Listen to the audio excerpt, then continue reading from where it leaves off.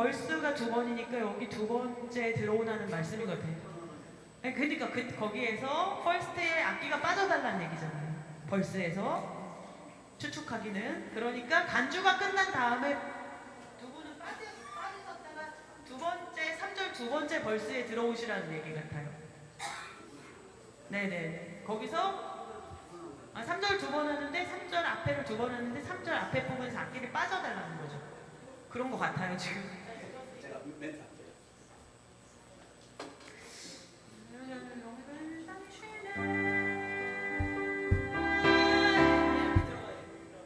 거기 다시 악기가 들어오는데 한번 해볼게요.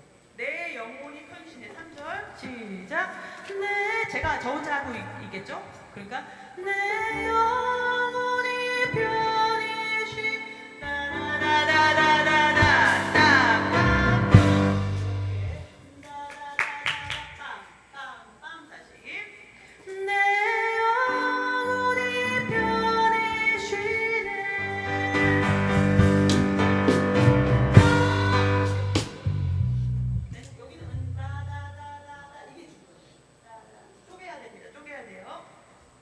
목사님, 제가 혹시 카톡에 악보 하나 보내드리고 싶어요. 거기 이거 8분의 6으로 바꿔서 봐요? 아니면 4분의 3으로 그냥 갑니까? 목사님? 왜요? 네. 이게 4분의 4로 가려면 목사님 이게 박자가 달라가지고 4분의 4 넘어갈 때. 연결할 때. 연결할 때.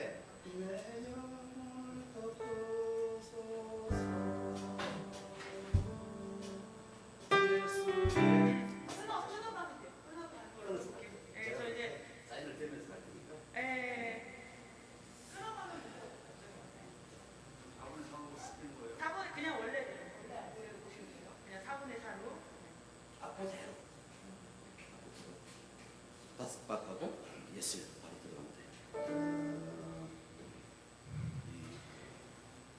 2절 할 때 악기는 크게 상관없는데 3절 할 때만 3절 처음 시작할 때만 아카펠라 할 수 있도록 그것만 해주시면 돼요. 나머지 뭐 회중하고 우리 네 마디 돼 있는 거는 그거는 제가 마이크를 붙였다 하는 거니까 신경 안 쓰셔도 되고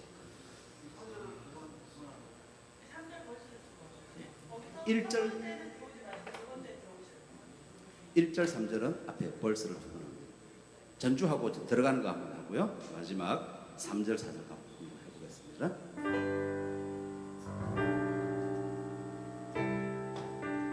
스킵할게요. 내 영혼을 덮어서서 마지막.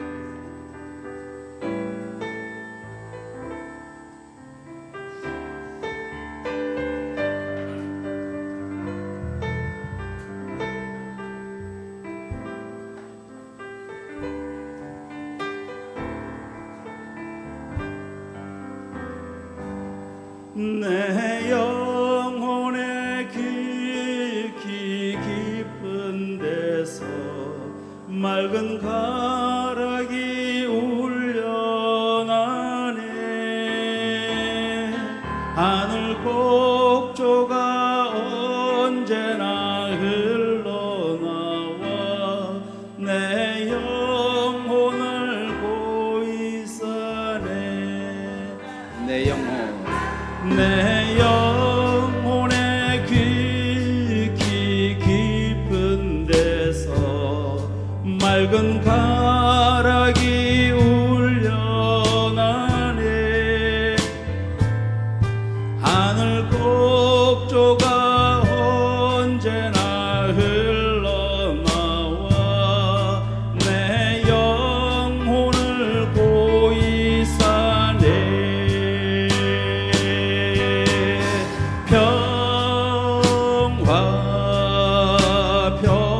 평화로다.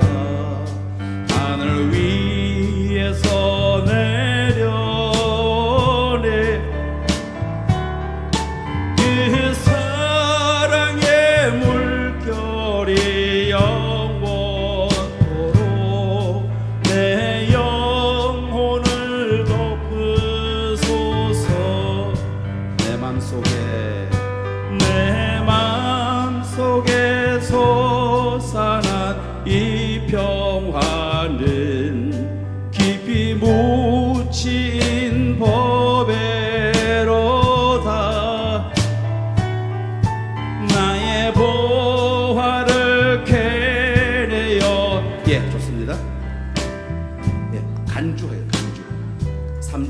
2절 다 마치고 간주. 예.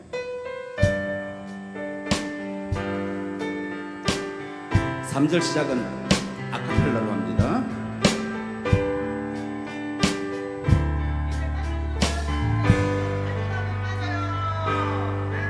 내 영혼의 평화가 넘쳐남은 주의 축복을 받음이라.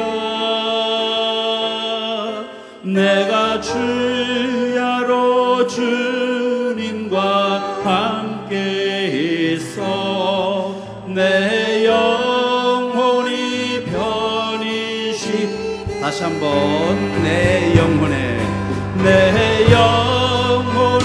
평화가 넘쳐남은 주의 축복을 받음이라. 내가 주야로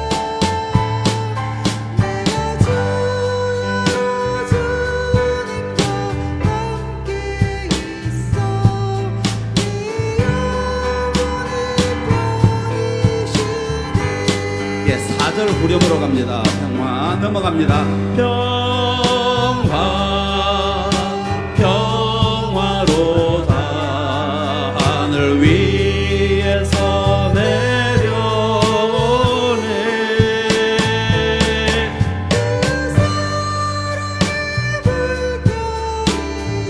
마지막이에요. 내 영혼을 덮으소서.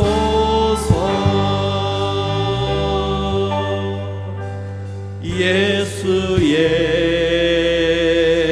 이름은 세상의 소망. 여기서 예수의 이름은 할 때만 약간 리타르단도 하고, 그 다음에 세상의 소망이와 할 때는 템포로 조금 템포를 좀 땡겨서 가겠습니다. 그렇게만 하시면 되겠어요. 네.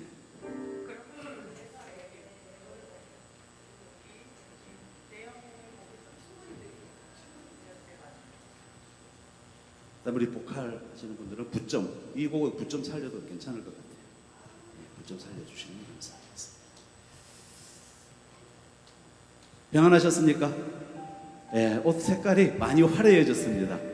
예, 왜 그럴까요? 여기가 천국이기 때문에. 믿으십니까? 예, 주변 분들과 함께 인사하시기 바랍니다. 잘 오셨습니다. 반갑습니다.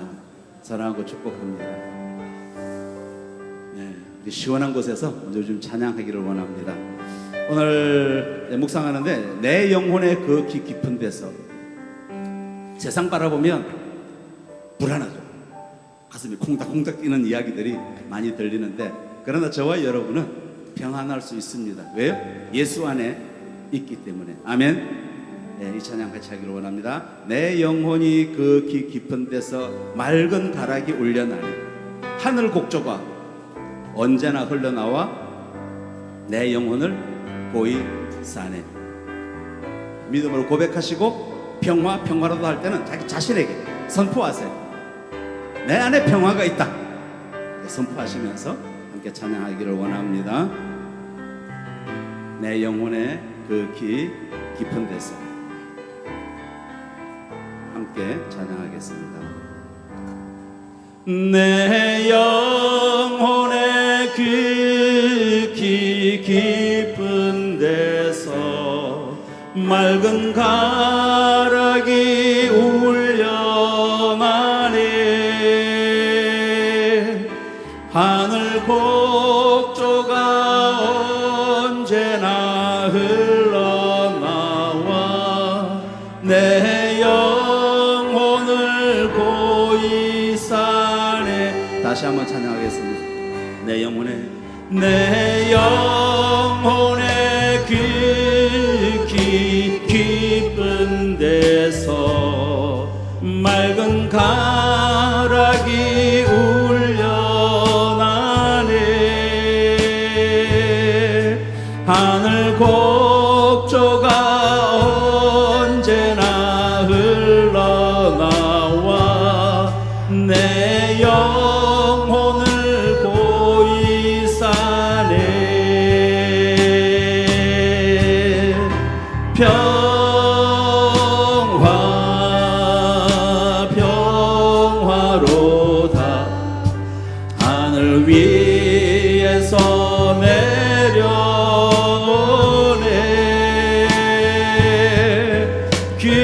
사랑의 물결이 영원토록 내 영혼을 덮으소서. 2절입니다. 내 맘속에 솟아난 이 평화는 깊이 묻힌 보배로다. 나의 보화를 캐내어 가져갈 자 그 아무도 없으리라.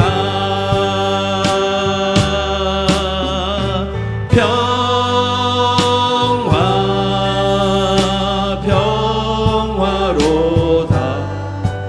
하늘 위에서 내려오네. 그 사랑의 물결이 영원토록 내 영혼을 덮으소서. 평화로다.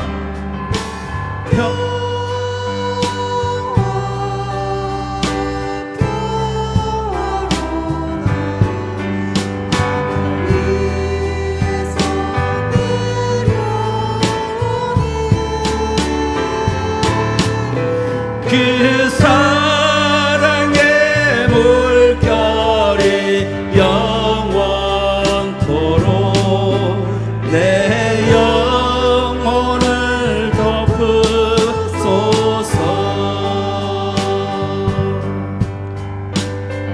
우리가 찬양하는 가운데 성령의 위로와 하나님의 사랑과 하나님의 은혜가 저와 여러분의 심령마다 충만하게 채워질 줄로 믿습니다. 3절입니다. 내 영혼의 평화가 넘쳐남은 주의 축복을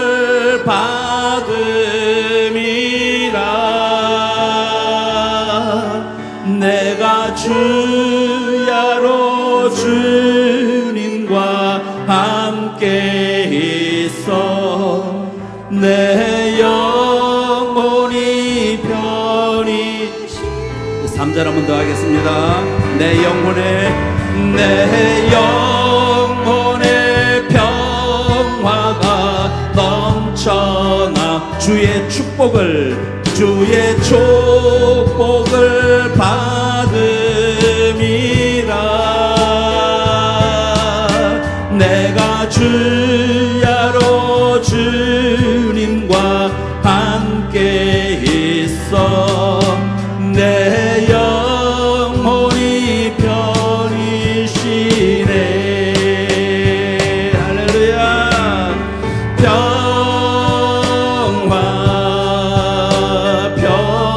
평화로다. 하늘 위에서 내려오네.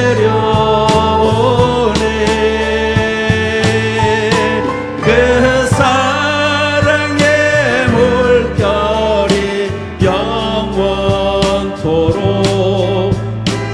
영혼을 덮으소. 마지막 4절입니다. 이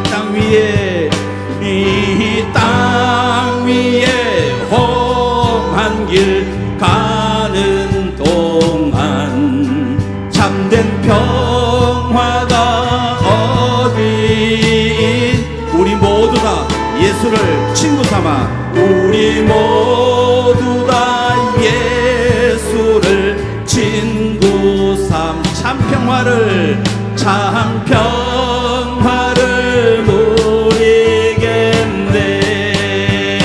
아멘.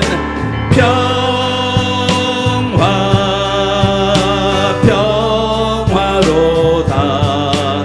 하늘 위에서 내려오네. 그 사랑의 물결이 영원토록 내 영혼을 다시 한번 믿음으로 선포합시다. 평화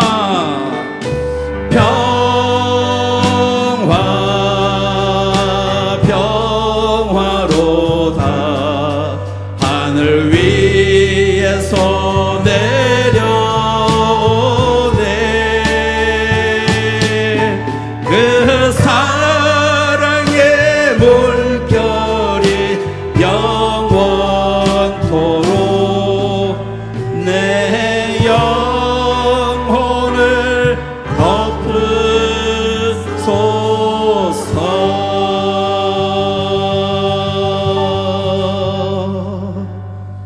예수의 이름은 세상의 소망이요. 예수의 이름은 천국의 기쁨. 다시 한번 전심으로 찬양합시다. 예수의 이름은 예수의 이름은 세상의 소망이요. 예수의 이름은 천국의 기쁨일세.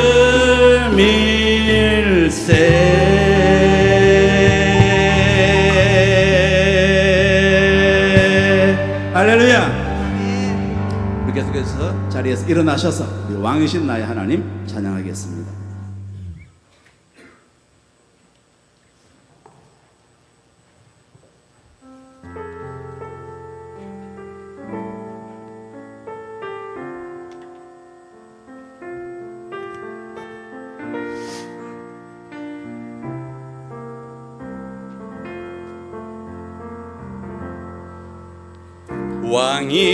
왕이신 나의 하나님, 내가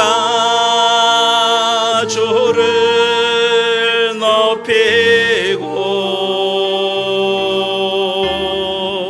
영원히 주의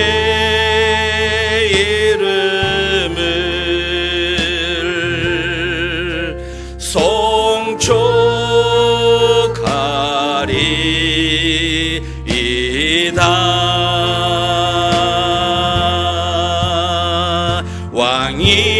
왕이신 나의 하나님, 내가 주를 높이고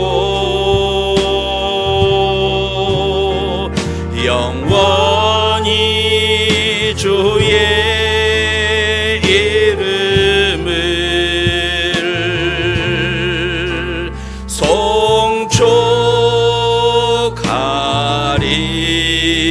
송축하리이다.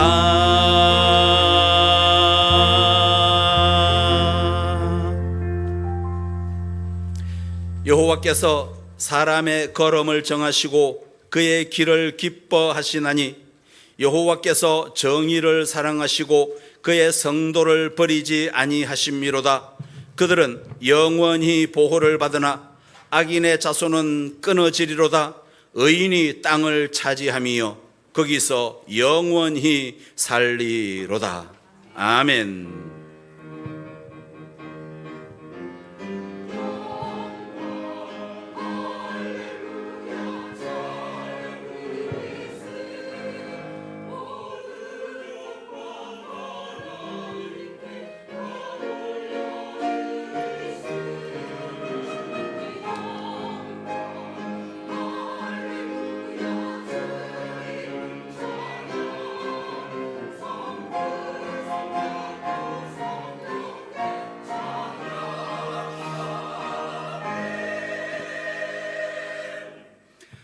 사랑이 풍성하신 하나님 아버지, 지난 한 주간도 우리를 사랑하사 우리의 생명과 건강과 사업과 가정을, 우리 온전한 삶을 능력의 팔로 보호해 주신 줄로 믿고 그 은혜에 먼저 감사를 올려드립니다.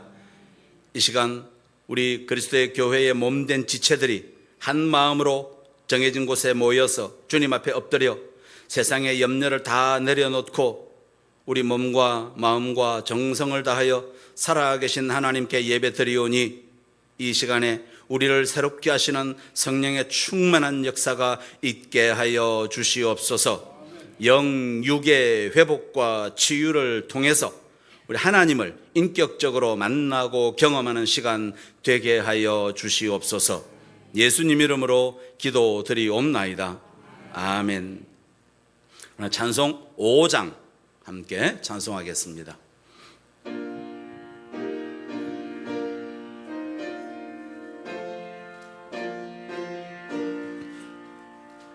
이 천지간 만물들아 복 주시는 주 여호와, 전능 성부 성자 성령 찬송하고 찬송하세.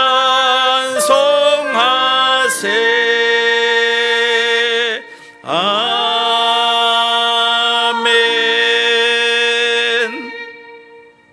기도드리겠습니다. 예배를 받으시기 합당하신 하나님 아버지, 한순간도 우리를 놓지 않고 붙들어 주시는 신실하신 하나님을 의지하여 이 시간 나의 뜻, 나의 생각, 이 모두를 겸손하게 십자가 앞에 다 내려놓고 주님 앞에 엎드리오니 하나님의 영으로 충만하게 채워 주시옵소서.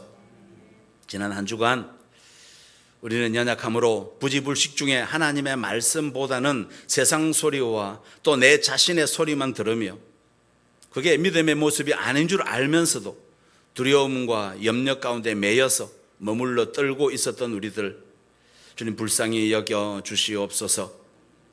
이 시간 상하고 지친 심령으로 나를 위해 흘려주신 십자가 앞에 엎드리오니 이 시간 우리의 몸과 마음과 영혼을 정결하고 거룩하고 깨끗하게 씻어 주시옵소서. 성령의 불로 우리의 모든 죄악을 다 태워 주시옵소서. 이 시간에 우리 안에 남아있는 하나님과 나만이 아는 죄를 생각하며 개인적으로 참회의 기도를 드리겠습니다.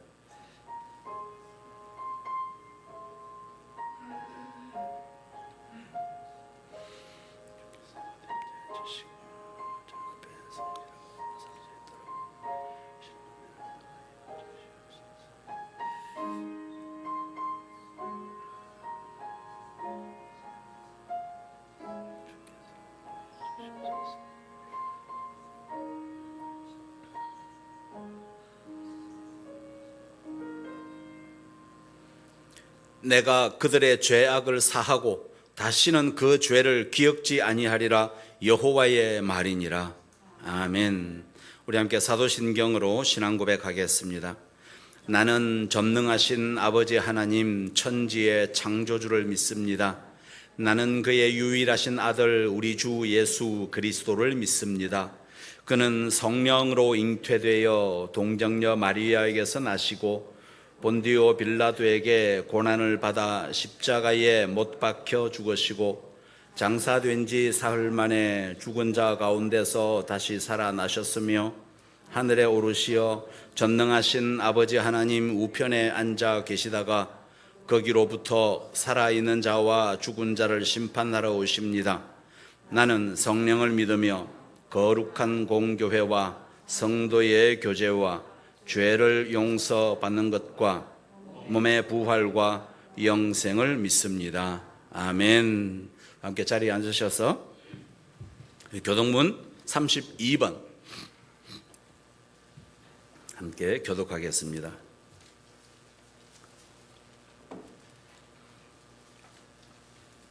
교독문 32번. 32번 저와 여러분이 교독하겠습니다. 여호와여, 내가 주께 피하오니 내가 영원히 수치를 당하게 하지 마소서.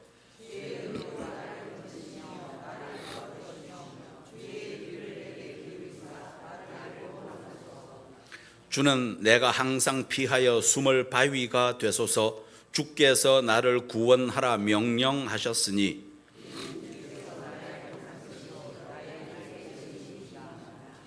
나의 하나님이여, 나를 악인의 손 곧 불의한 자와 흉악한 자의 장중에서 피하게 하소서.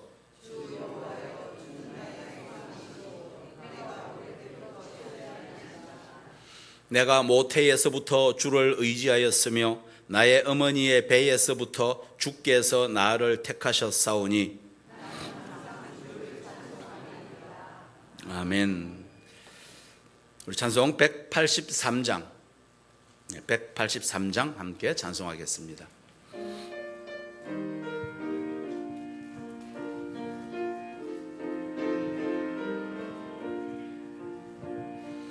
빈들의 마른 풀같이 시들은 나의 영혼, 주님이 약속한 성령 간절히 기다리네. 가물어 메마른 땅에 단비를 내리시되 성령의 단비를 부어 새 생명 주옵소서. 반가운 빗소리 들려 산천이 춤을 추네. 봄비로 내리는 성령 내게도 주옵소서. 가물어 메마른 땅에 단비를 내리시듯 성령의 단비를 부어 새 생명 주옵소서. 절 따라 우로를 내려 조목이 무성하니 갈급한 내 심령 위에 성령을 부으소서. 가물어 메마른 땅에 단비를 내리시듯 성령의 단비를 부어 새 생명 주옵소서. 참되신 사랑의 언약 어길 수 있사오랴. 오늘의 흡족한 은혜 주실 줄 믿습니다. 가물어 메마른 땅에 단비를 내리시듯 성령의 단비를 부어 새 생명 주옵소서. 아멘.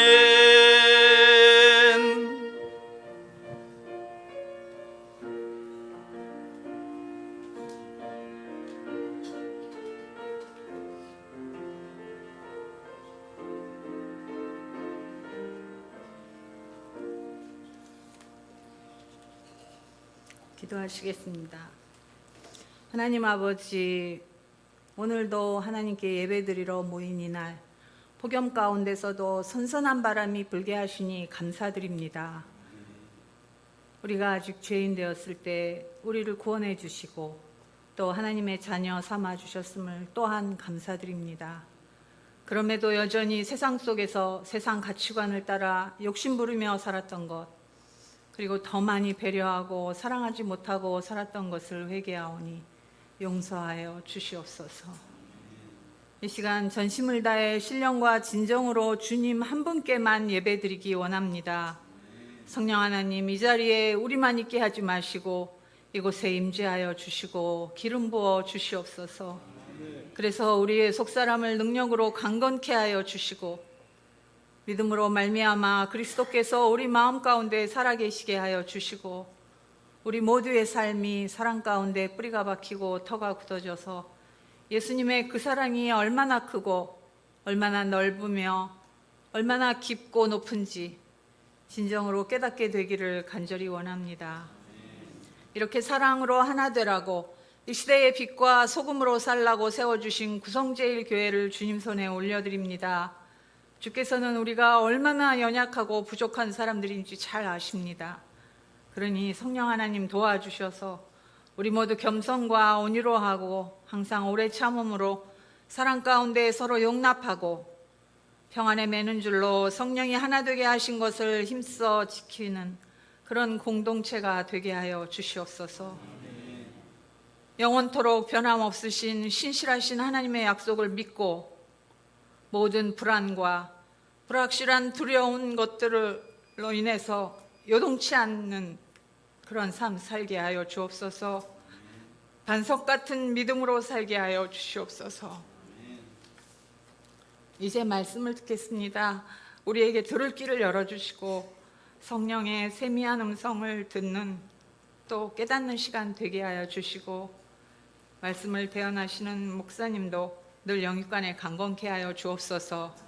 말씀을 지키는 파수꾼으로 말씀을 선포하는 나팔수로 부족함이 없게 하여 주시고 교회와 성도들을 살피시고 섬기실 때 오로지 성령의 지혜와 성령의 능력으로만 하시도록 붙들어 주시옵소서.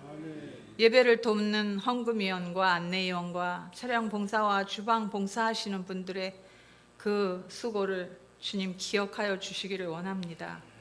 그리고 매주마다 아름다운 찬양으로 우리에게 감동을 주시는 성가대위에도 늘 함께 하셔서 배원들의 삶이 찬양이 되게 하시고 영적 전쟁에 능한 주의 군사로 전신갑주 입혀 주시기를 간절히 원합니다. 지금 2층에서 예배드리고 있는 교육부서에도 크신 은혜 내려 주시옵소서. 교회 문턱을 넘기 어려워하는 친구들이 하나둘 점점 많아져서 예수님을 알고 예배의 기쁨과 예배의 중요성을 배우도록 도와주시고 그들을 축복하여 주시옵소서. 점점 우리를 힘들게 하는 폭염으로 인해 무기력해져 있는 우리들 앉아있지만 말게 하시고 우리의 영육에 새 힘을 부어주시고 생기를 더하여 주시옵소서. 환우들에게도 크신 은혜 베푸사 속히 일어날 수 있도록 친히 안수하여 주시기를 간절히 원합니다. 이 나라도 고쳐 주시옵소서.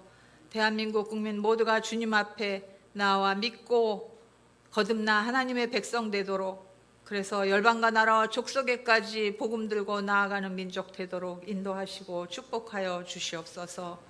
우리의 온갖 구하는 것이나 생각하는 것에서 넘치게 하실 주님께 감사드리며 예수님 이름으로 기도드리옵나이다. 아멘.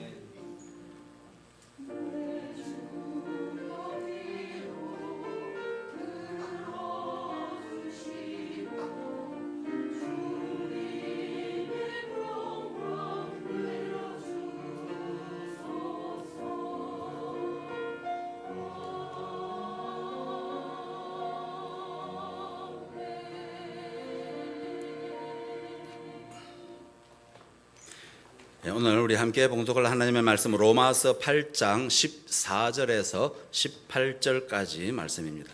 오늘 로마서 8장입니다. 8장 14절부터 18절까지 말씀. 찾으신 대로 14절부터 우리 한 목소리로 봉독하겠습니다. 무릇 하나님의 영으로 인도함을 받는 사람은 곧 하나님의 아들이라.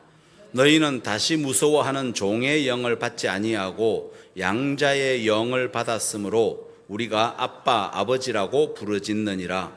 성령이 친히 우리의 영과 더불어 우리가 하나님의 자녀인 것을 증언하시나니 자녀이면 또한 상속자 곧 하나님의 상속자요 그리스도와 함께한 상속자니 우리가 그와 함께 영광을 받기 위하여 고난도 함께 받아야 할 것이니라.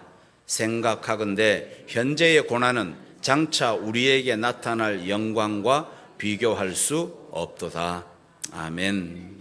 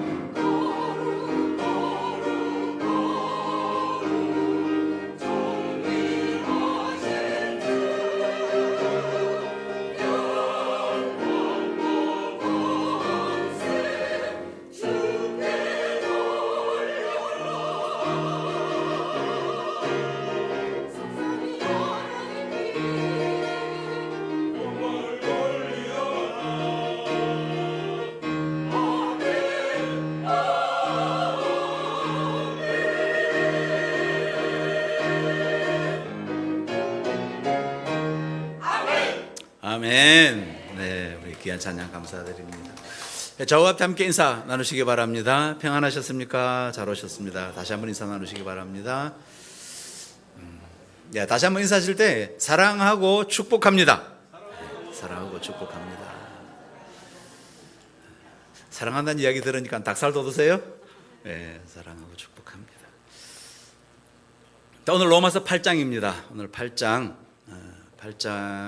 대해서 별명들이 좀 있는데 많은 신학자들이 어떻게 비유하는가 하면 우리 여성분들 반지 있으시죠? 반지에 링이 있고 한쪽에는 보석이 있는데 반지의 보석과 같아. 로마서 8장을 그렇게 이야기합니다. 반지 중에 반짝이는 보석과 같다. 이렇게 비유하시는 분들이 많습니다. 그만큼 귀하다는 거죠. 그만큼 귀한 복음의 진수, 복음의 엑기스, 그게 로마서 8장에 있다는 이야기죠. 또 어떤 사람은 이런 비유로 이야기합니다. 다른 성경 말씀은 다 몰라도 좋은데 로마서 8장 하나만 붙들어도 구원의 진리를 깨닫고 구원받을 수 있다. 그렇게 이야기를 하시는 분도 있습니다. 더 설명 안 드려도 로마서 8장이 얼마나 중요한지는 아시겠죠.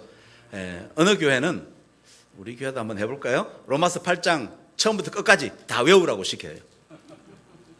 우리 김정숙 권사님 그냥 놀라시는데 그만큼 우리 인생의 아주 중요한 부분이 바로 로마서 8장입니다. 상세하게 좀 살펴봐야 하는데 그렇게 하기가 좀 어렵고 새벽 시간에 지금 계속 로마서를 강해를 하고 있습니다.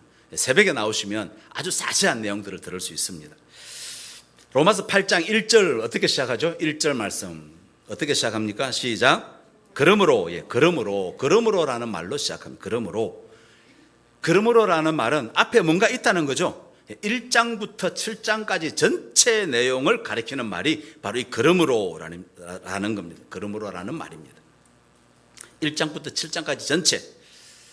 간단히 요약하면 우리 인간은 모두 죄인입니다.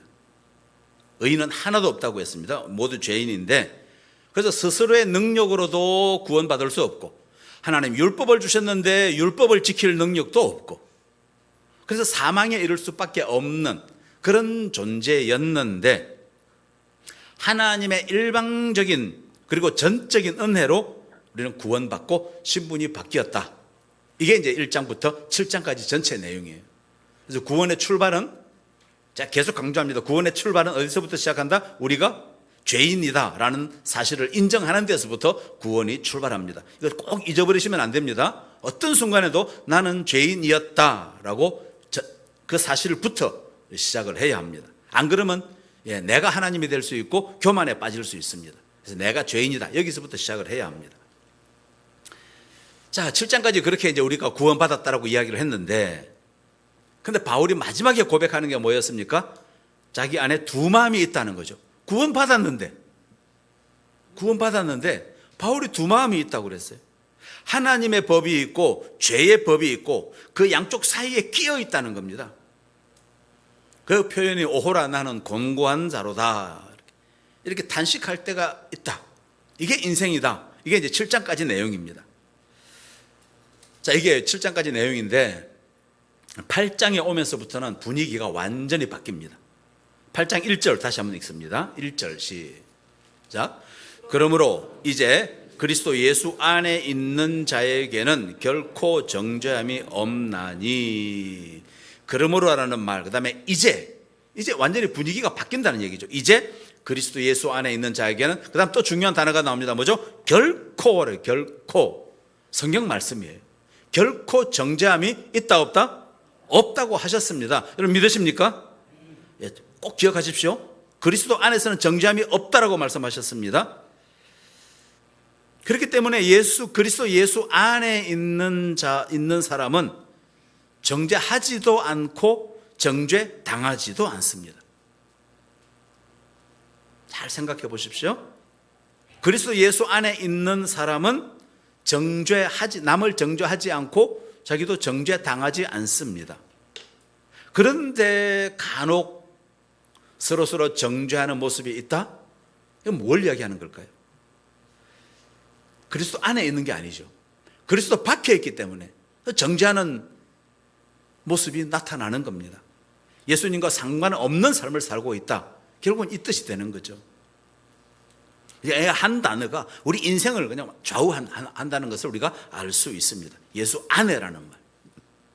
2절 계속 읽습니다. 1절을 다시 설명한 게 1절에 대한 이유가 2절에 나옵니다. 2절 말씀 시작. 이는 그리스도 예수 안에 있는 생명의 성령의 법이 죄와 사망의 법에서 너를 해방하였음이라. 자, 줄이면 생명의 성령의 법이 너를 해방하였다. 그 줄이면 그렇게 요약이 되죠. 굉장히 지금 이 1절과 2절만 읽었는데도 앞의 내용과는 완전히 분위기가 다릅니다. 1장부터 7장까지는 마지못해서 어떤 그런 측면들, 다른 말로 하면 소극적인 그런 면이 있었지만 8장부터는 아주 적극적으로 이 복음을 설명을 합니다. 왜 하나님께서 그 값비싼 대가, 자기 아들을 십자가에 죽이면서까지 저와 여러분을 구원해 주시고 우리를 자녀 삼아 주셨는가 하는 겁니다. 그 이유를 쭉 설명을 하는 거죠. 자, 5절 보겠습니다. 5절 말씀. 시작. 육신을 따르는 자는 육신의 일을, 영을 따르는 자는 영의 일을 생각하나니. 자, 헛과 백 둘 중 하나입니다. 육신이냐 영이냐 둘 중 하나예요. 근데 지금 바울이 7장부터 이야기하는 게, 아니 바울도 그렇고 말씀을 대하는 우리도 보면 육신과 영 사이에 끼어 있는 거예요. 지금 육신과 영 사이에 끼어 있습니다. 그래서 육신도 우리를 당기고 영도 우리를 당기고 있습니다. 그게 우리 실존이에요. 우리 실제 인생이 그렇습니다. 그렇지 않습니까? 지금은 예배 드리지만 나와서 거룩한 마음으로 하나님 앞에 합당한 그런 마음으로, 그런 자격으로 예배를 드리고 있지만 또 세상에 나가 살다 보면 또 그렇지 않을 때도 있지 않습니까? 근데 5절 마지막에 보시면 영을 따르는 자는 영의 일을 생각하나니. 여러분 그거 아십니까? 우리 인간이 죄를 지어서 죄인이 된 게 아니라 마음 속에서부터 죄를 따르고자 하는 마음이 있기 때문에 죄를 짓게 되는 것입니다. 에덴 동산에서 가인이 살인을 해서 살인자가 되는 게 아니라 창세기 4장 5절에 보시면 분명히 말씀합니다. 가인이 몹시 분하여 안색이 변하여라고 했습니다. 가인 안에 동생 아벨을 죽이고자 하는 마음이 먼저 있었던 거예요. 그래서 아벨을 죽였던 것입니다. 예수님도 마음의 음욕을 품은 자마다 간음한 자다라고 말씀하셨지 않습니까? 우리 한국 속담에 자루 속에 송곳이라는 말이 있습니다. 혹시 아세요? 자루 속에 송곳이 들어가 있어요. 그럼 어떻게 됩니까? 자루를 막 옮기다 보면 언젠가는 송곳에 찔리게 되는 거예요. 언젠가는 그 송곳에 찔리게 된다는 그런 뜻입니다. 운전하다 보면 그렇지 않습니까? 운전하다 보면 평소에는 볼 수 없는 그런 모습들, 화를 내고 욕하는 모습을 가끔 이렇게 보일 때가 있습니다. 그런 모습이 사실 우리 안에 내재되어 있었다는 거죠. 숨어 있었기 때문에 그런 모습이 툭 튀어나온 겁니다. 누가 알까요? 블랙박스가 다 압니다. 자, 그럼 어떻게 해야 될까 하는 거, 어떻게 해야 될까요? 우리 마음 안에 그런 어두운 마음이 있는데 어떻게 해야 되는가? 계속해서 하나님의 말씀을 집어넣어야 됩니다. 다른 방법 없습니다. 우리 안에 그런 어두운 마음이 있다면 어두운 마음을 솎아내기 위해서 계속 하나님의 말씀을 집어넣어야 합니다. 7절 보겠습니다. 7절 말씀 같이 읽겠습니다. 오늘 본문 7절 시작. 육신의 생각은 하나님과 원수가 되나니 이는 하나님의 법에 굴복하지 아니할 뿐 아니라 할 수도 없음이라. 쉽게 말씀드리면 육신의 생각은 하나님과 원수가 된다 그래서 하나님과 원수가 된다고 했는데 육신 아니면 하나님 둘 중에 하나라는 거죠. 우리 인간이 육신의 지배를 받든 아니면 하나님의 지배를 받든 둘 중 하나의 지배를 받고 사는 존재다 이야기를 하고 있습니다. 육신 아니면 육신의 지배를 받든지 아니면 하나님의 지배를 받든지 둘 중 하나죠. 중간은 없습니다. 자, 계속 우리 9절 말씀 같이 읽겠습니다. 9절 말씀 계속 두 개를 비교시키고 있습니다. 9절 시작. 만일 너희 속에 하나님의 영이 거하시면 너희가 육신에 있지 아니하고 영에 있나니 누구든지 그리스도의 영이 없으면 그리스도의 사람이 아니라. 굉장히 단정적으로 이야기합니다. 그리스도의 영이 없으면 어떤 존재라고요? 그리스도의 사람이 아니라라고 해서 아주 단정적으로 말씀합니다. 자, 여러분은 어떠세요? 여러분 안에는 그리스도의 영이 계십니까? 자, 좀 비유가 좀 그렇지만 이웃에 사는 두 사람이 이제 공원에서 만났습니다. 두 사람 다 뭐 다른 대학인데 다 대학 교수예요. 그러다 보니까 이제 서로 통하는 데가 많아서 뭐 학교 이야기도 하고 또 교수 사회 이야기도 하고 이런저런 이야기를 한참 나누고 있었습니다. 그런데 두 사람 다 개를 데리고 나왔어요. 개를 데리고 이제 산책을 시키고 있었는데 두 사람이 잘 통하는데 이 개들도 서로 통하는지 서로 막 이렇게 냄새도 맡고 서로 킁킁거리고 서로 장난도 칩니다. 자, 그런데 이 개들이 주인들이 하는 대화를 알아들을까요? 못 알아들을까요? 못 알아듣죠. 알아듣지 못합니다. 그런데 이 개들이 주인들이 하는 말을 알아들을 수 있는 방법이 한 가지가 있습니다. 그 방법이 뭘까요? 개들이 사람이 하는 말을 알아들을 수 있는 방법. 사람의 영이 개 안으로 들어가면 됩니다. 다 웃으시죠? 여기서는 웃으셔야 됩니다. 말도 안 되는 소리 아니에요. 그런데 사실은 이것보다 더 말이 안 되는 사실이 있습니다. 더 말이 안 되는 일이 일어났어요. 하나님의 영이 우리 인간 속으로, 우리 사람 속으로 들어오신 것입니다.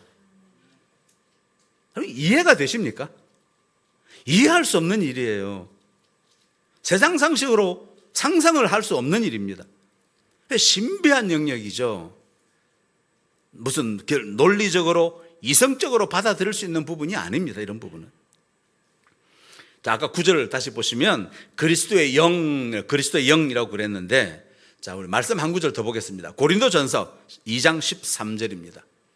고린도전서 2장 13절 말씀, 고린도전서 2장 13절 말씀 제가 봉독해 드립니다. 우리가 이것을 말하거니와 사람의 지혜가 가르친 말로 아니하고 오직 성령께서 가르치신 것으로 하니 영적인 일은 영적인 것으로 분별하느니라. 성령께서 가르쳐 주셨다라고 그랬어요. 자, 개가 사람의 말을 알아듣고 이해하려면 사람의 영이 들어가는 수밖에 없는데, 이것과는 비교할 수 없는 하나님의 영, 창조주 하나님의 영이 피조물인 우리 인간 안으로 들어온 것입니다. 어느 신학자가 그렇게 표현했죠. 하나님이 자기를 축소하고 또 축소해서 사람 안에 들어왔다, 이런 표현을 한 분이 계십니다. 그것도 보통 사람이 아니라 원수되었던 죄인의 영혼 가운데 그 하나님의 영이 들어오신 것입니다. 여러분, 이것은 이해할 수 있는 게 아니고 믿음으로만 받을 수 있습니다. 이걸 바울이 설명한 게 아까 말씀드린 고린도전서 말씀이에요. 우리가 이것을 말하거니와 사람의 지혜가 가르친 말이 아니라는 거죠. 사람의 지혜로 할 수 있는 게 아니라는 겁니다. 오직 성령께서 가르쳐 주셨다라고 말씀하고 있습니다. 성령께서 가르쳐 주신 것이다. 그래서 영적인 일은 영으로 분별한다고 말씀하고 있습니다. 영적인 일을 분별하려면 사람의 눈으로는 절대 분별을 못합니다. 그러니까 자꾸 오해가 생기는 거죠. 자, 쉽게 말씀드리면 이게 무슨 의미인가 하면 우리가 하나님을 알게 되는 것, 뭐 성경 공부한다고 하나님을 많이 알게 됩니까? 뭐 조금은 알 수 있지만 다 몰라요. 알 수가 없습니다. 하나님을 알게 되는 것, 또 예수 그리스도를 알게 되는 것, 또 우리가 어떤 존재인지 진짜 우리 인간 실존에 대해서 정확하게 얘기하는 것, 성경밖에 없습니다. 어떤 존재인지, 또 그분이 우리를 얼마나 사랑하시는지, 이 모든 것을 깨닫게 해주시는 분이 바로 성령님이시라는 겁니다. 성령 하나님께서 하나님 나라의 비밀을 우리에게 알려주십니다. 이 성령 하나님의 성령님, 깨닫게 해주시는 지혜의 영, 성령님이십니다. 성령님께서 저와 여러분 안에 찾아오셔서 제일 먼저 하시는 일이 바로 예수 그리스도를 깨닫게 해주시는 거예요. 예수 그리스도를 가르쳐 주시는 겁니다. 예수 그리스도를 소개해 주시는 거예요. 십자가의 은혜, 대속의 은혜가 무엇인지를 가르쳐 주십니다. 그래서 마음 안에 계속해서 성령으로 채우며 사는 사람, 성령으로 가득 차 있는 성령 충만한 사람의 그런 외적인 특징, 가장 큰 특징이 뭔가 하면, 잘 들으십시오. 성령 충만한 사람의 가장 큰 특징이 바로 겸손한 모습입니다. 결코 나댄다든지 자기를 내세우지 않습니다. 자기는 철저하게 숨깁니다. 대신에 누구를 앞세웁니까? 예수 그리스도를 앞세워요. 항상 말할 때마다 하나님, 예수님, 그 단어를 주어로 사용합니다. 하나님을 앞세우죠. 절대 자기 생각을 드러내고 자기 생각을 주장하고 자기가 높아지려고 하지 않습니다. 자, 그러면 두 번째, 그 성령님이 우리 안에 임했을 때 도대체 무슨 일이 일어나는가 하는 겁니다. 무슨 일이 일어나는가, 오늘 본문을 보겠습니다. 10절 말씀 10절 시작. 또 그리스도께서 너희 안에 계시면 몸은 죄로 말미암아 죽은 것이나 영은 의로 말미암아 살아있는 것이니라. 성령이 임했을 때 몸은 죽었지만 영은 살아있다고 그랬습니다. 그 다음 14절, 오늘 본문입니다. 14절 시작. 무릇 하나님의 영으로 인도함을 받는 사람은 곧 하나님의 아들이라. 하나님의 영으로 인도함을 받는 사람은 곧 하나님의 아들이라. 누구라고요? 하나님의 아들이라고 그래요. 하나님의 아들이라. 하나님의 영 성령으로 인도함 받는 사람은 하나님의 아들이라고 했습니다. 아들이라고 했는데, 이 왜 아들이라는 말을 썼을까요? 권사님들 서운하시죠? 딸이라고 해도 되는데 아들이라고 한 이유가 있습니다. 여기에 당시 그 로마의 상속 제도를 보면 반드시 남자가 아버지 재산을 상속하게 되어 있습니다. 상속의 의미를 살리기 위해서, 여자를 무시해서가 아니라 하나님의 상속자, 하나님의 재산, 하나님 나라를 유업으로 상속으로 받을 수 있는 상속자라는 것을 강조하기 위해서 아들이란 단어를 사용한 것입니다. 아들 하면 상속자라고 생각하시면 됩니다. 자, 이게 우리 존재예요. 하나님의 소유를 우리가 다 가질 수 있습니다. 자, 그런데 실제 우리 신앙생활하는 우리 성도들, 많은 그리스도인들의 모습이 어떤가 하는 거죠. 많은 그리스도인들을 보면 우리가 정말 많은 은혜를 받았기 때문에 그 은혜를 갚아야지, 이런 생각. 틀렸다는 게 아닙니다. 은혜를 갚아야지라는 생각으로 신앙생활 하시는 분들이 많이 있습니다. 틀린 것은 아니지만 그것은 어떤 면에서 보면 소극적인 태도라고 말할 수 있습니다. 그래서 누가 그런 얘기를 했는데, 이런 사람들을 가리켜서 최소한으로만 믿으려고 하는 사람, 미니멈 크리스찬, 이렇게 얘기해요. 최소한의 그리스도인이라고 이야기합니다. 은혜를 갚아야지, 거기서 머무는 사람, 거기서 멈추는 사람. 근데 오늘 본문은 뭐라고 그럽니까? 14절 마지막에 인도함을 받는 사람은 어떤 존재라고요? 하나님의 아들이라고 말. 하나님의 아들. 또 오늘 본문에서 계속 이야기하는데 하나님의 상속자라고 말하고 있습니다. 단순히 은혜를 갚는 그런 존재하고는 차원이 다릅니다. 예, 그렇죠. 아들이라는 존재인데. 바울이 이걸 계속 설명을 합니다. 15절 말씀, 아주 중요한 말씀입니다. 15절 말씀, 우리 천천히 같이 읽습니다. 시작. 너희는 다시 무서워하는 종의 영을 받지 아니하고 양자의 영을 받았으므로 우리가 아빠 아버지라고 부르짖느니라. 양자의 영을 받았으므로 아빠 아버지라고 부르짖느니라.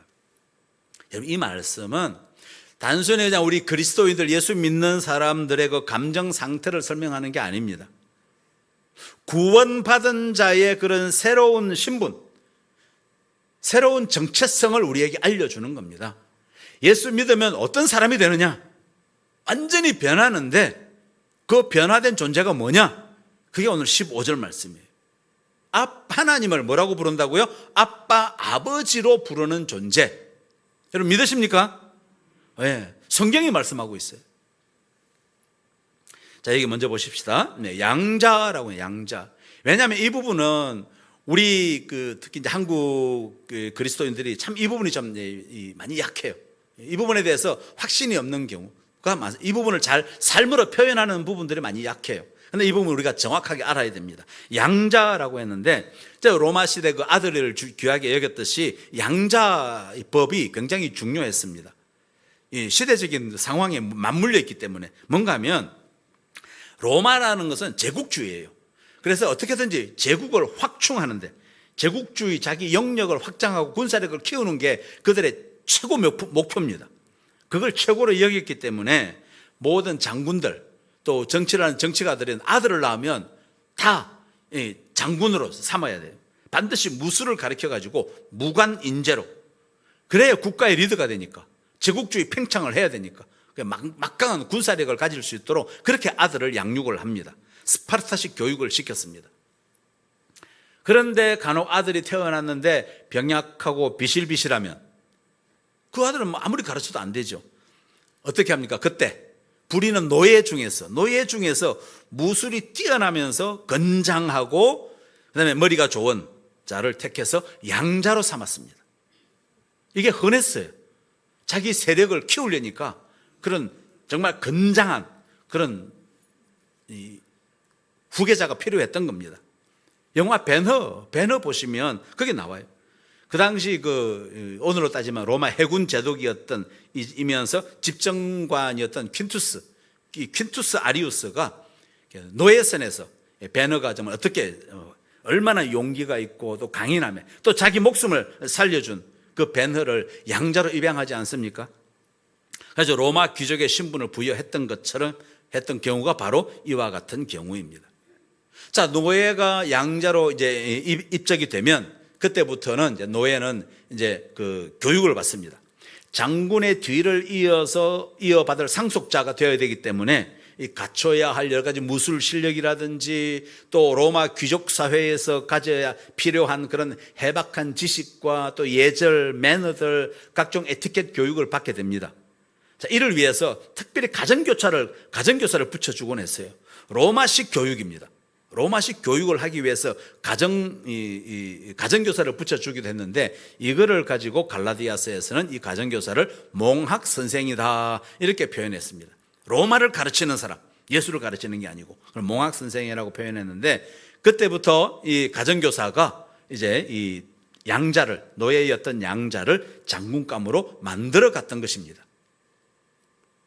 자, 그렇다면 하나님께서 우리를 양자 삼으신 후에 우리를 하나님의 아들답게 가르치고 훈련시키는 그 가정교사를 붙여주셨는데, 그 가정교사가 누구였다고요? 성령님이시라는 거죠. 성령님이 우리에게 다 가르쳐 주신다는 거죠. 하나님이 어떤 분이시고 하나님 나라에서는 어떤 삶을 살게 되고 우리를 깨닫게 해주시는 분이 바로 성령님이신 것입니다. 성령님이 저와 여러분 각자 안에 내주하시면서 다 가르쳐 주십니다. 하나하나 다 가르쳐 주세요.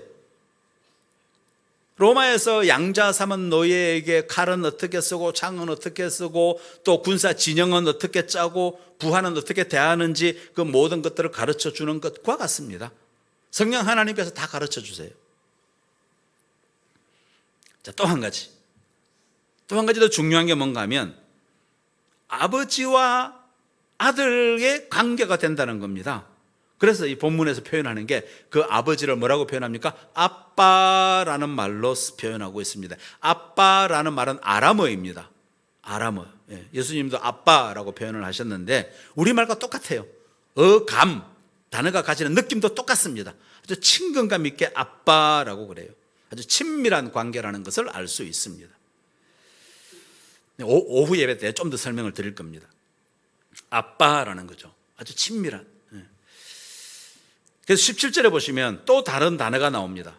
상속자라는 말이 나오는데 우리 17절 말씀 함께 봉독합니다. 17절 시작. 자녀이면 또한 상속자 곧 하나님의 상속자요 그리스도와 함께 한 상속자니 우리가 그와 함께 영광을 받기 위하여 고난도 함께 받아야 할 것이니라 했습니다. 우리가 예수를 믿는다라고 하는 이야기는 주인이 바뀌는 것을 이야기하죠. 우리 주인이 바뀌는 것. 우리 인생의 주인이 이전보다도 그냥 좀 더 너그럽고 좀 더 인자한 주인으로 바뀌었다, 그런 정도가 아닙니다.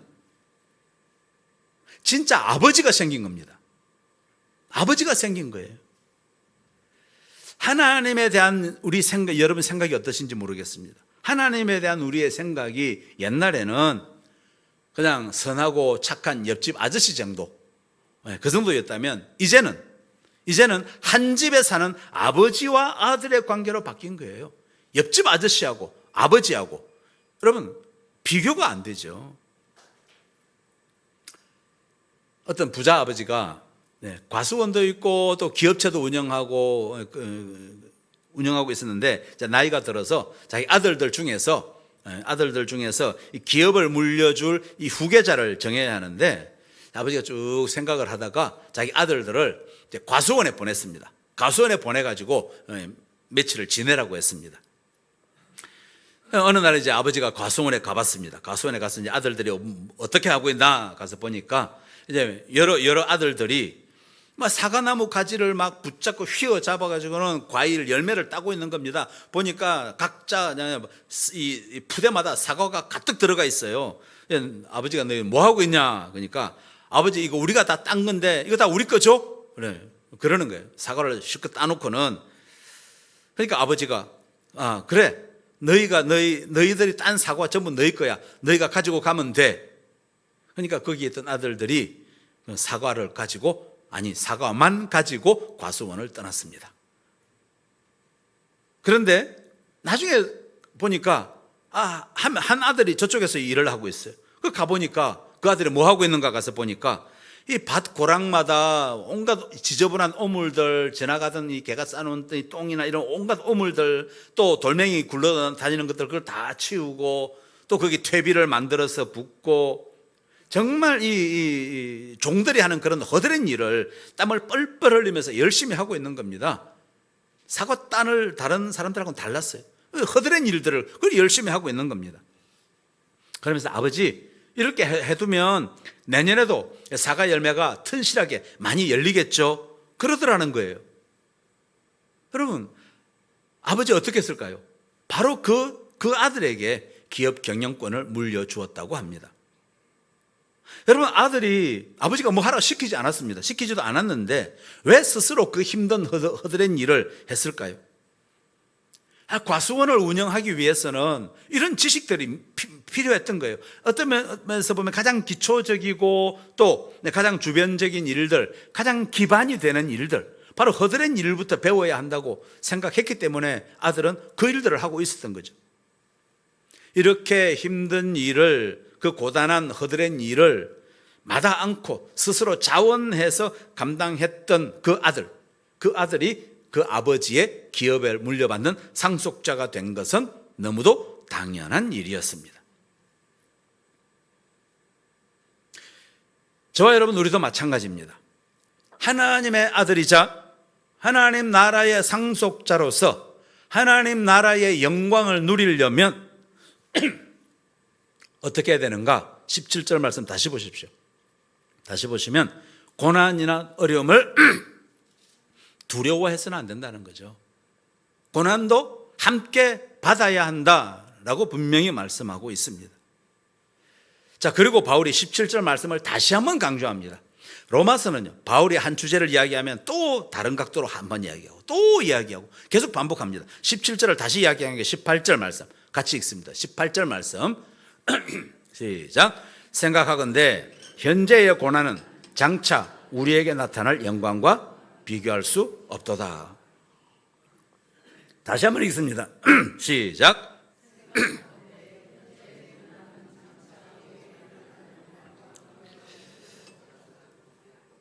18절 말씀 다 외우시기 바랍니다. 다음 주에 시험 치겠습니다. 이 17절, 18절 말씀이 오늘의 결론이라고 할 수 있습니다. 그런데 이 말씀들을 보면 단지 힘들 때 그냥 잠시 위로받는 정도의 그런 정도의 말씀으로 고난을 잠시 잊어버리는 정도로만 여긴다면, 그렇다면 우리는 자칫 종교 생활을 하게 될 위험이 있습니다. 정말 중요한 것은 하나님과 나와의 관계예요. 하나님과 여러분 자신과의 관계입니다. 관계가 신앙이에요. 관계. 어떤 관계냐 하는 거죠. 하나님과 여러분과의 관계는 어떤 관계이십니까? 관계가 중요한 거예요. 자, 오늘 8장에서 중요한 단어 3가지가 나옵니다. 관계를 규정하는 오늘 설교 제목인데, 첫째, 하나님의 아들. 두 번째, 하나님의 양자. 세 번째, 하나님의 상속자. 이게 저와 여러분의 이름입니다. 여러분 어떠세요? 천지를 만드신 창조주 하나님께서 여러분의 아버지로 여겨지십니까? 아니면 하나님이라는 존재는 저 멀리 계시면서 내가 잘못하면 혼내시고 근엄하시고 감히 근접하기 어려운 그런 하나님이신가요? 제가 간절히 바라는 것은 제가 하는 것 아닙니다. 성령님께서 하실 거예요. 성령님께서 오늘 예배 자리에 나온 저와 여러분 우리 모두에게 하나님이 어떤 분이신지, 아니 하나님과 우리는 어떤 관계인지를 명확하게 깨닫게 해 주시기를 간절히 바랍니다. 아직 하나님께서 우리 아버지가 되신다는 사실, 또는 아빠라고 부르기 어렵다고 생각되는 분도 계실 겁니다. 그러나 염려하지 마십시오. 저와 여러분 안에 내주하시는 성령님께서 계속해서 저와 여러분의 마음과 생각을 붙드시고, 그리고 아버지와 아들의 관계가 된 것을 깨닫게 해 주실 것입니다. 할렐루야. 이 성령님께서 하실 거예요. 그런데 우리 편에서 반응을 보여야 합니다. 우리 편에서 할 일도 있습니다. 사랑하는 두 연인 사이에 사랑이 더 깊어지는 것은 언제죠? 한쪽에서 막 고백한다고 그게 깊어집니까? 서로의 말과 행동에 대해서 상대방이 적극적으로 반응할 때 마찬가지입니다. 하나님의 이 사랑의 말씀에 성령님을 보내셔서 계속해서 깨닫게 해주실 때, 그때 우리도 반응을 보여야 하는 거죠. 여러분들도 반응을 보여야 하는 겁니다. 마음으로 보여야 돼요. 입술로 고백하고 내 몸으로, 내 삶으로 나타내야 합니다. 다시 한번 말씀을 보겠습니다. 자막 띄우지 마십시오. 여러분 성경을 보십시오. 여러분 가지고 계신 성경책을 보시기 바랍니다. 5절 말씀 같이 읽겠습니다. 5절 말씀. 5절 시작. 육신을 따르는 자는 육신의 일을, 영을 따르는 자는 영의 일을 생각하나니. 성경 계속 보십시오. 자, 5절 말씀에 의하면 우리는 뭐 해야 됩니까? 영의 일을 생각하는 거죠. 예, 영의 일을 생각하는 겁니다. 밑줄 딱 끊으세요. 육의 일도 필요합니다. 그러나 영의 일을 먼저 생각하는 겁니다. 다음 6절 있습니다. 시작. 육신의 생각은 사망이요 영의 생각은 생명과 평안이니라. 우리는 다 생명을 원하고 평안을 원합니다. 그럼 어떻게 해야 됩니까? 영의 생각을 할 수 있어야 되는 거죠. 영의 생각을 할 수 있어야 됩니다. 영의 생각. 9절 같이 읽습니다. 9절 시작. 만일 너희 속에 하나님의 영이 거하시면 너희가 육신에 있지 아니하고 영에 있나니 누구든지 그리스도의 영이 없으면 그리스도의 사람이 아니라. 그리스도의 영이 우리 심령 안에 머물 수 있도록, 예수의 영이 내 안에 머물 수 있도록 우리는 애써야 하는 겁니다. 자, 13절 같이 읽습니다. 시작. 너희가 육신대로 살면 반드시 죽을 것이로되 영으로서 몸의 행실을 죽이면 살리니. 몸의 행실을 죽이는 것, 이제 저를 보십시오. 몸의 행실을 죽이는 것이 필요하다는 겁니다. 이거 우리의 결단이 필요하다는 거예요. 육신의 정욕과 안목의 정욕과 이생의 자랑이 되는 것이라면 우리가 차단할 수 있어야 되는 거예요. 내 삶에서 제거할 수 있어야 한다는 겁니다. 그런 마음을 나에게서 제거해서 내 마음을 죽여야, 그래야 영이 살게 된다는 것입니다. 이게 성령 충만이죠. 이렇게 성령으로 충만해질 때, 그럴 때 우리는 전능하신 광대하신 하나님이지만 그 하나님을 아빠, 아버지라고 부를 수 있게 되고, 그럴 때 우리가 세상에 살면서 어떤 고난도 넉넉히 이기고 감사 찬송하며 살 수 있게 될 것입니다. 그럴 때 우리는 어떤 시험이 와도 흔들리지 않고 예수 안에서 참된 자유를 누리며 살게 될 것입니다. 아멘. 여러분, 바울도 고백했듯이 아직은 우리 안에 두 마음이 있어서 오호라 나는 곤고한 자로다 라고 고백할 수밖에 없지만, 그럼에도 불구하고 오늘 믿음으로 예배드리는 저와 여러분 모두 나는 하나님의 아들이고 하나님의 양자이고 또한 하나님의 상속자라고 하는 그런 굳센 믿음을 가지고, 그렇게 폭염이 우리를 두렵게 하지만 그러나 그 구원받은 그 기쁨, 하나님의 자녀가 되었다는 그 감사, 그리고 하나님을 기뻐하며 사시는 그런 하나님의 자녀된 여러분 다 되시기를 주님의 이름으로 간절히 축원합니다. 기도드리겠습니다. 하나님 아버지, 우리가 예수를 믿는다고 하지만 여전히 세상 가치관과 또 나의 생각에 매인 채 우리 각자 안에 성령님이 이미 내주하고 계시는데도 이를 잘 깨닫지 못하는 모습이 있으니 주님 불쌍히 여겨 주시옵소서. 주님, 사도 바울처럼 우리 안에도 두 마음이 있음을 고백합니다. 그러나 생명의 성령의 법이 죄와 사망의 법에서 우리 모두를 해방하였다라는 것을 믿는 그 믿음으로 살게 하여 주시옵소서. 또한 성령으로 행하는 것은 어떤 세상 이성이나 지성이 아니라 영적인 신비라는 것을 우리가 깨닫고 우리 각자 개인의 삶 속에서 이러한 성령의 역사를 체험할 수 있도록 주님 계속해서 능력으로 삶 가운데 역사하여 주시옵소서. 그래서 하나님이라는 분은 나의 아빠 아버지이시고 나는 아들이고 양자이고 또한 상속자로서 하나님의 모든 그 소유 또 하나님의 그 놀라운 영광을 우리도 누리게 될 것이라는 그 산 소망으로 살게 하여 주시옵소서. 이를 위해서 육신의 생각 힘써서 버릴 수 있도록 도와주시고 영의 생각을 더 힘써서 할 수 있도록 주님 축복하여 주시옵소서. 우리가 폭염 가운데 있지만 그러나 말씀에 더 집중함으로 인해요, 말씀 충만, 성령 충만한 여름 지나도록 붙들어 주시옵소서. 예수님 이름으로 기도드리옵나이다. 아멘. 자, 우리 함께 찬송 191장 함께 찬송하겠습니다.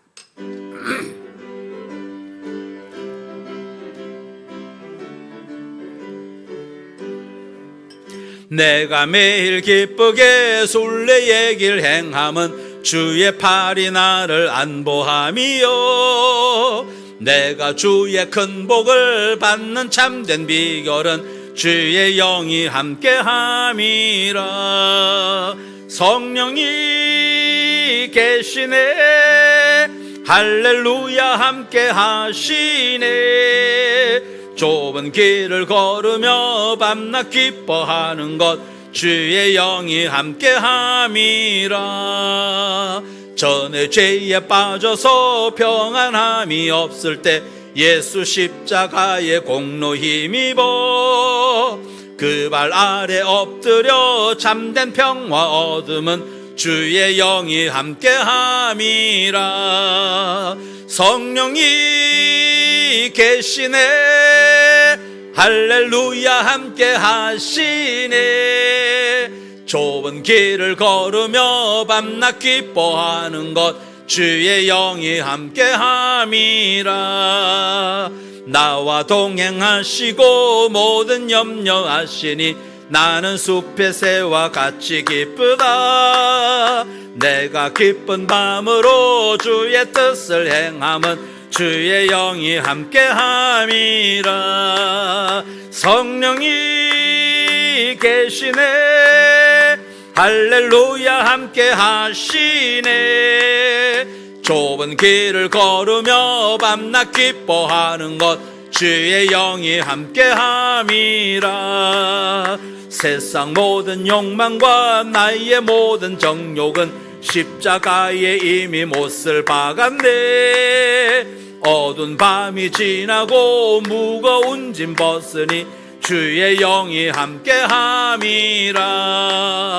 성령이 계시네, 할렐루야 함께 하시네. 좁은 길을 걸으며 밤낮 기뻐하는 것 주의 영이 함께함이라.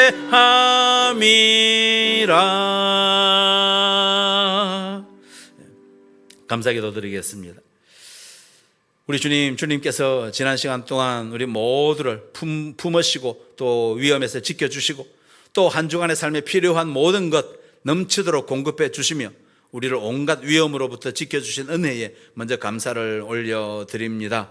또 예배 드릴 때마다 우리 손에 드릴 예물 있게 하심에 감사드리며 우리에게 있는 이 모든 것, 또 누리는 모든 것이 다 주께로부터 왔음을 고백하며 시간 자원하여 준비한 예물과 함께 우리 마음과 뜻과 정성 그리고 나의 전부를 드리오니 향기로운 제물로 받아 주시옵소서. 드린 손길들 우리 주님께서 일일이 한 분 한 분 다 기억하시고 주의 얼굴을 비추시고 은혜와 평강을 주시기를 원하며 또한 그 마음의 소원도 주님 들으시고 응답하여 주시옵소서. 개인과 자녀들과 그 가정 또 직장과 사업장마다 막힘이 없게 도와주시고 또 인생을 사는데 이른 비와 늦은 비로 모든 피로들을 채워주시고 그래서 모든 것을 합력하여 선을 이루시는 하나님을 실제 삶 속에서 경험하며 살 수 있도록 주님 도와주시옵소서.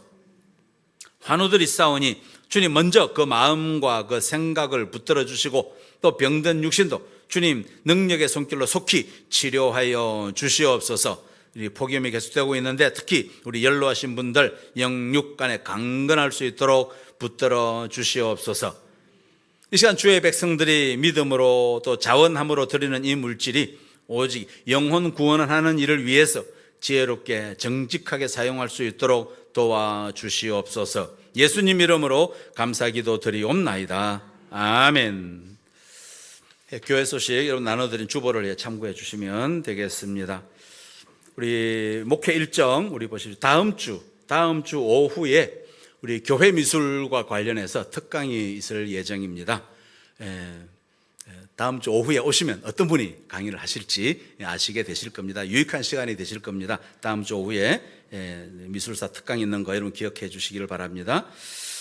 차량 운행 지금 운행 중에 있습니다. 특히 이제 오후 예배 12시에 오후 예배 마치고 갔으면 좋겠는데 12시에 일단 차량 운행을 합니다. 돌아가는 분 집으로 이제 예배 마치고 돌아가시는 분을 1시에 운행을 하는데 이때 한 분이 다 감당하기가 조금 벅찹니다. 그래서 왕복하는 데는 30-40분 걸리는데 좀 자원해 주실 분 계시면 함께 협력해서 할 수 있도록 여러분 함께 동참해 주시기를 부탁을 드립니다.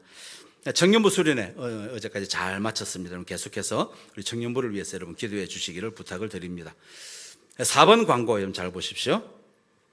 한 2주 됐습니다. 기도하는데 갑자기 주님께서 이 로마서 나누고 있는데 필사 했으면 좋겠다고 그런 마음을 주셔서 필사 노트 이미 보신 분도 계실 거고 뒤에 준비가 되어 있습니다. 필사 노트를 준비를 했는데 로마서를 필사하는 겁니다. 로마서를 필사하시고 노트를 보면서 갑자기 또 주님이 마음을 주셨어요. 로마서 하면은 반밖에 안 차니까 나머지 반은 갈라디아서를 채웠으면 좋겠다.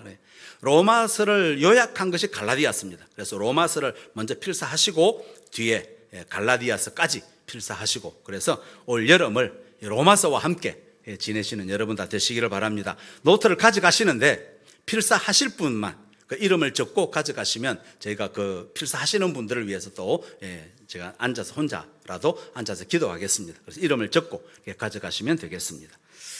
함께 여러 많은 분들 함께 동참해 주시기를 바랍니다. 지금 준비한 게 모자라면 주중에 다시 준비를 해놓겠습니다. 그래서 이름을 적고 가져가시면 되겠습니다. 나머지 광고는 우리 주보를 참고해 주시고 우리 일어나셔서 부흥 함께 찬송하겠습니다.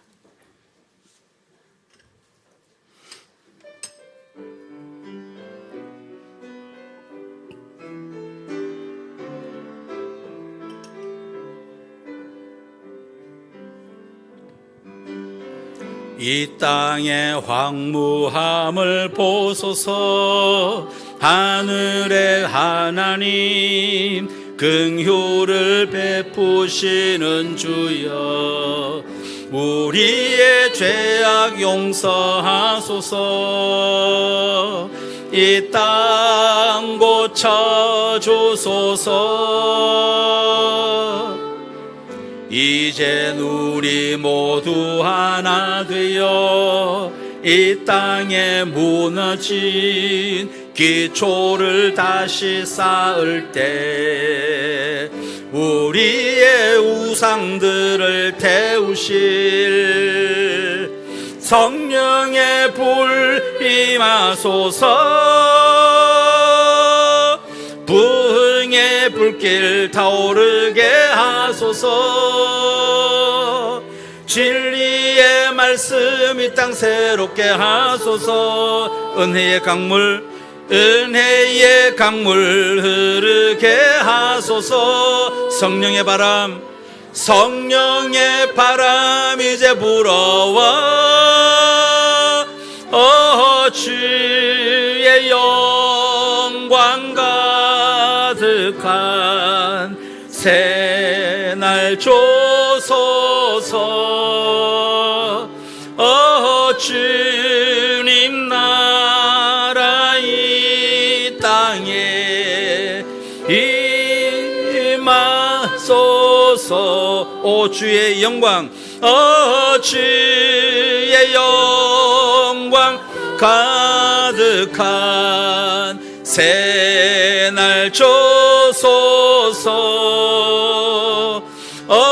주님 나라 교회에 임하소서.